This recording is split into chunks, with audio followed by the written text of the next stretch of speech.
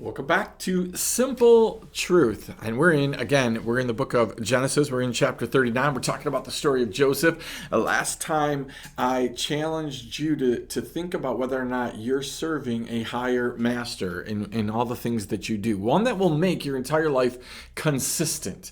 Right? Here's the problem. If I'm serving different masters, my life very quickly becomes inconsistent. I'm saying that I'm serving God, but I'm serving my husband. So when my husband says I can't go to church, I can't go to church. When my husband says I can't do this, I can't do this. God said go give food to these people. My husband said, no, you're not taking food and giving them here. You see the inconsistencies. But when God's the master, well, I'm going to serve my neighbors well. I'm going to serve my husband well. I'm going to serve my children well. I'm going to serve everybody well if I can keep my eyes fixed on Jesus. So we talked about the fact that Joseph did this. He kept his eyes focused on God, and he says to Potiphar's wife when she asks him to spend some time in a nap with her, right? He says, listen, my master has withheld nothing from me, and good things have happened, right? I serve a master. I'm not going to sin against God in this thing. So this is a servant who's saying no to a master, or masteress, like however you want to say that. So picks it up with this. She spoke in verse 10. She spoke to Joseph day after day. He would not listen to her, to lie beside her, or to be with her. Do you see that?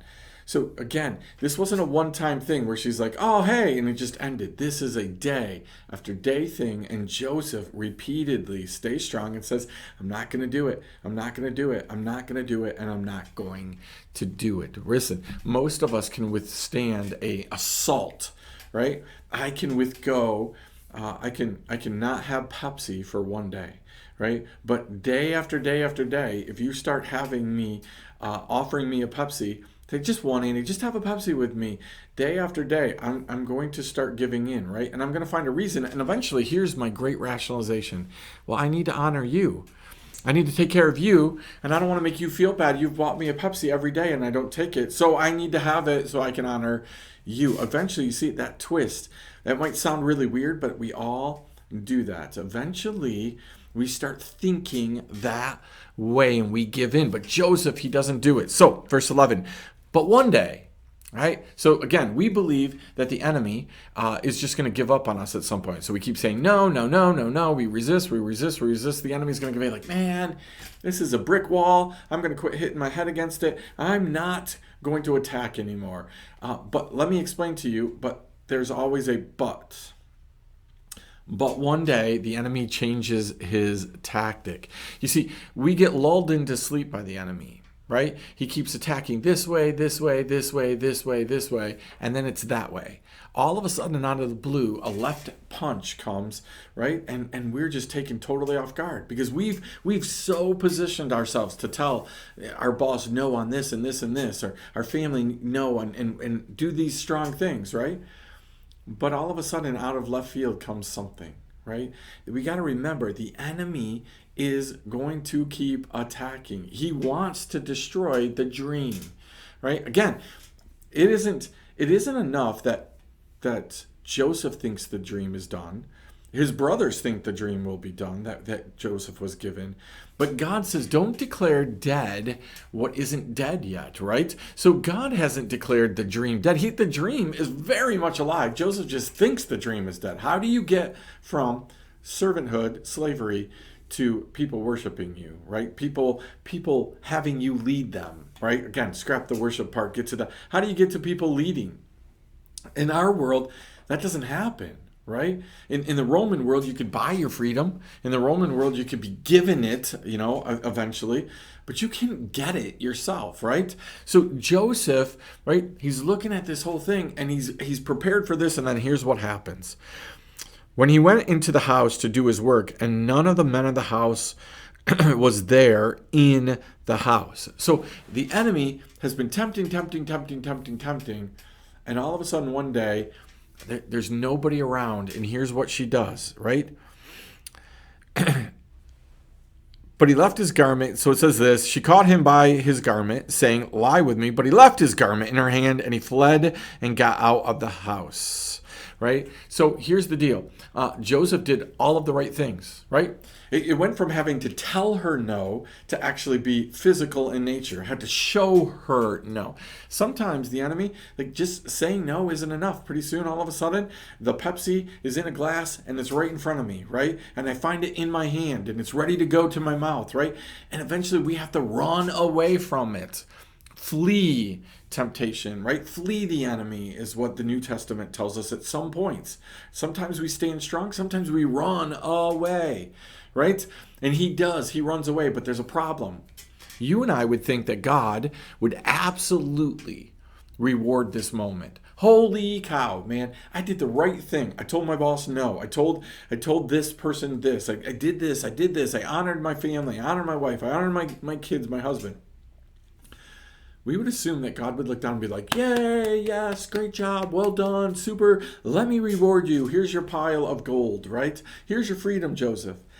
But sometimes, because God's moving you to point A to point B, sometimes he uses those good moments when you make a stand to just move you further down the road, right? That's all that's happening here. God's like, good job, Joseph. Now let's move on, right? You learn some things. You develop some things. You look to me, you made a stand for me. Now let's move you down the road. And what happens is that garment that he left, well, that's a problem, because she says as soon as she saw that he had left his garment in her hand and he had fled out of the house, she called to the men of the household, saying to them, see, he has brought among us a Hebrew to laugh at us. He came into me to lie with me. I cried out with a loud voice. As soon as he heard that I had lifted my voice and cried out, he left his garment beside me and he fled and he got out of the house. She laid up his garment by her until his master came home. She told him the same story, saying, the Hebrew servant whom you have brought among us came in to me to laugh to me. But as soon as I lifted my voice and cried, he left his garment beside me. He fled out of the home. So she lies, right? She tells the same story twice, so it becomes a truth to her, right? But she lies. And again, you would think God would come down and just poof, smash through the lie. She would get what she deserves, right? It would all be out, but that's not what always happens. So this simple truth, that's what I want you to think about. I want you to focus. Are there times where you've done the right thing, right? Maybe not always in the right way, but you've done the right thing, and you're expecting that God is going to come down, and he's swooping in, and he's going to save the day, right? He's going to reward you because you said no. Right? You said no to whatever addiction you had. You said no to whatever it is that you want. You didn't buy the car you wanted. You didn't buy the house, the clothes, whatever. You didn't do it. You didn't give in. And you're waiting for God to sweep in. Right? You've got faith. You believe that, you know what, God's going to heal me. I'm not going to take the treatment for cancer. I'm not going to do this. Whatever it is. You're standing on faith. You're standing strong for God. You've done something right. And it doesn't work out the way you wanted it to work out. It doesn't mean you get to keep your job. It doesn't mean you get to keep your family. It doesn't mean you get to keep your things. It doesn't mean you get to keep anything. Instead, it might mean you lose more. It might mean that things get worse. The sickness gets worse, right? The relationships gets worse. You end up having to move back in with your parents, right? Because all of a sudden your house, you're losing things. It looks like things are getting worse. Here's my challenge for you. Is this just a moment where God's moving you further down the road to get to point B? Is this just part of the plan? Right? Does God say, like, listen, I need to get you here, and this is the route. This is the way. This is how I'm going to do that. And you're not going to know. Like, you don't know whether you're a step closer to the point B or whether you're half an inch away from it, whether you're still miles away from it. You don't know. You just have to be faithful that you did the right thing and that God is going to take care of you. There's always going to be somebody who makes a story up about you. There's always going to be somebody who tells something long enough that they believe that it's truth. There's always somebody who's going to twist the truth enough, right, that they're going to actually believe it, and they're going to get other people to believe it, and people aren't going to come to your rescue. Because the truth of the matter is, you don't need rescuing in this moment. You see, there are times where we think we need rescuing just in this moment. God, I'm drowning. God's saying, you're not drowning. You're floating. You're floating down the river. You're getting to where I need you to get to. I'll rescue you when you need to be rescued.